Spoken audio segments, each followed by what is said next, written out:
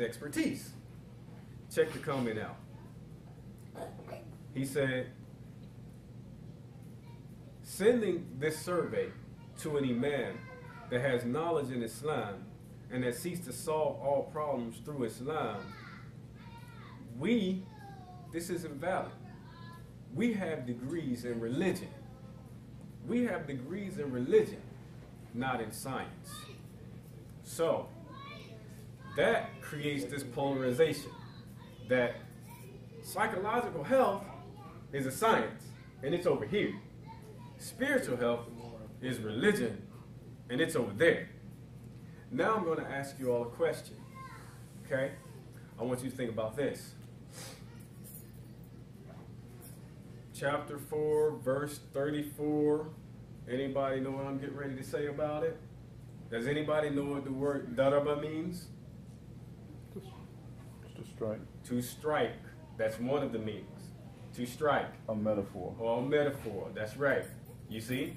Now, let's say you have a woman in the community who's been physically battered and abused. And she reads, obviously, chapter 4, verse 34.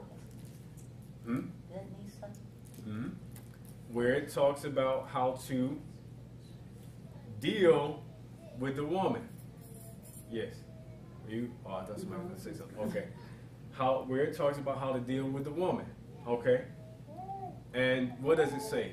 What's the English translation? Strike them lightly. Right. Strike them lightly. That's the English translation. Okay. Okay.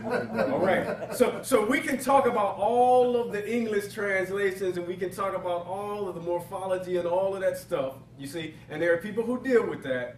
But when I'm down here, okay, and this woman is reading the Quran, and she has a history of abuse, and she comes to the imam, please explain this to me. This woman has a traumatic history. She's saying, explain this to me. The imams don't know how to do it. I don't know how to do it. Okay? Look at this. How do you tell somebody who has almost lost her life to a violent man, this is in there like this, or it's been interpreted that way? And that not only has it been interpreted that way, but there's a masala. There's this disagreement. There's this one says this, and this one says this one, this one says this. That all doesn't matter to somebody who's been abused. Now I'm going to flip it. And I'm going to talk about the man who has been prone to abusing people. What does he read when he reads that? There you go. Hey, you see what I'm saying? Here we go now. Now, whether it's lightly or not lightly, I can tell you this. The man who is abusive, I've never seen a man who was abusive who was lightly abusive. You understand what I'm saying? Okay, it just doesn't happen. All right? These are things that imams are being confronted with, and everybody's saying, uh-oh, we've got a problem. Now I'm going to tell you a story. I was at Broad Street for Jummah one summer, and it was hot. It was burning up. And I was trying to get my kids out the car, and my wife was trying to get the kids out the car. And, you know, at Broad Street, they have like a couple Jummahs. And so we were going for the second one. And this brother came walking up to the van. It was hot. It was hot. He had on some thick jeans, a hooded sweatshirt, and a flannel lumber jacket on top with a wool skull cap. And it was pulled down. And I was like, okay. And he walked up to me, and he was like, "Assalamu alaikum, brother." "Alaikum salam." What's happening? He's like, "Oh, alhamdulillah, brother. I just finished Jummah. Alhamdulillah, brother. I'm glad I was able to make it. You know, man, because, I mean, things are happening. You know, I mean, it's just, this is a really, you know, alhamdulillah, brother. I'm glad you have your kids here, you know, keeping them in Deen al-Islam, brother. You know, man, because, I mean, some serious stuff is happening, brother. But, you know, well," and he began to look up at the sky. Okay? And when he looked up at the sky, he said, "You know, bro, but you see those clouds up there, brother? I mean, you know, man, they listening. You know, not all of those clouds are clouds, brother, and we need to understand this." And at that point, I was like, oh my, I need to go pray. Okay? But I held my tongue and I said, well, brother, where do you live? Because he was just kind of, walking in a, a weird direction. Where do you live? And he said, oh, I live over by, they put me up at, they put you up? I said, who put you up? And then the story unfolds. This is a person who had mental illness, okay? This is a person who had mental illness. Now, I'm going to mention this, and I'll try to wrap it up, okay? Think about it. We know the story of Gog and Magog, Yuj and Majuj, okay? Everybody familiar with that? Okay? All right? I want you to think about that when you hear that hadith and recall some of it, all right? Think about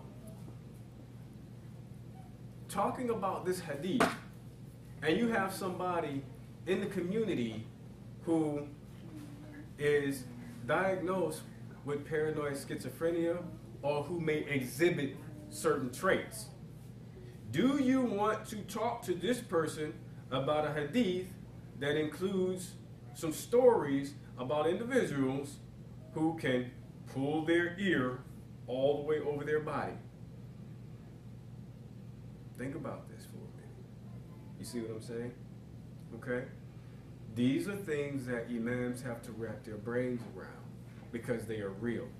And if you don't believe they're real, I'm going to tell you a little bit about some stuff that I have. Okay? All the names have been changed. Okay? We have Megan, whose father was killed in the war in Afghanistan. Okay? By the Taliban. He experienced a lot of torture. So did some of her other uncles. Okay? And Megan started to have a lot of nightmares. She had a lot of recall because they had to, when they would torture these young men, they would go out and look for these young men, and they would find some of them still alive. As you know, we don't get to hear these stories a lot. They would find these men alive, and they would be in very bad shape. And even Megan, as a little girl, would go out with the other women to find these men, because these men were, they're providers. They've got to find them. And they would find men who had been mutilated. Their sexual parts had been mutilated. Tongues had been cut out, and things of this nature. And at this time, this particular girl was 10 years old. Okay? And I want you to think about, my son is 8. Think about him 2 years older and having to go somewhere and find me in that condition. Okay? She has been dealing with post-traumatic stress disorder for a very, very long time.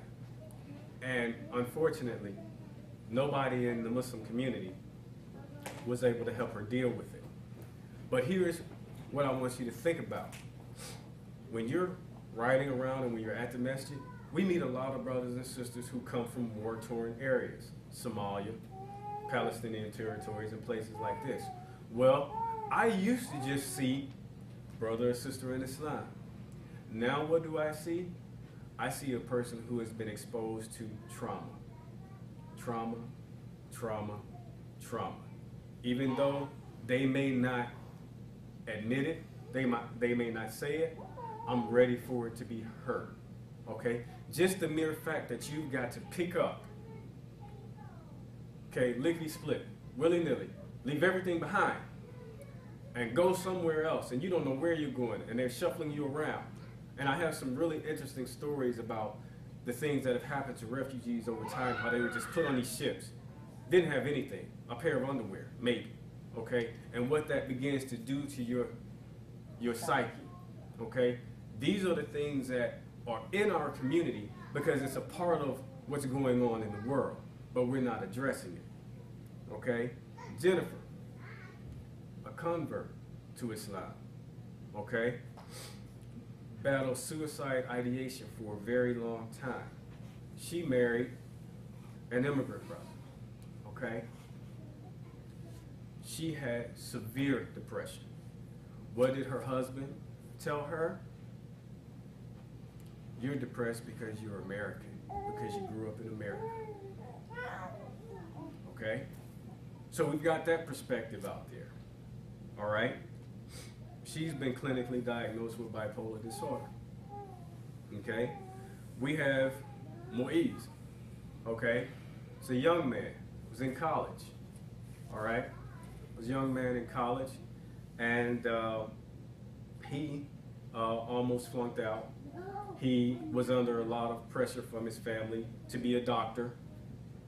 Sounds familiar now? Kind of see where, okay, where we can kind of direct that. And when he decided that he wanted to major in something that wasn't culturally acceptable, it really impacted his mental health. Okay? He became very angry. And for a lot of men, depression or anger is a major sign of depression.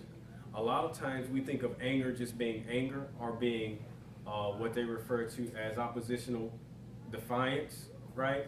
Well, sometimes it's really depression, okay? He was able to get help from a counselor at the university, but he hid it from his family, okay? He was also clinically diagnosed with bipolar disorder, okay? Maura, all right? Again, she hid a lot from her family. She was, if you heard people say like a self-mutilator, I don't like to use that word, she was burning and cutting herself, and she wore hijab, she wore jilbab, so traditional clothing. So guess what? You're not gonna see it, okay? What happened was, one of her friends, she was at her house, she saw these marks, okay? And she found out what Maura was doing. Well, that friend went to her parents and told her mom, she told her mom what Maura was doing. Her mom, the wife, tells the husband. The husband then goes and tells Maura's dad. Dad comes down on Maura even more. Dad goes to the imam.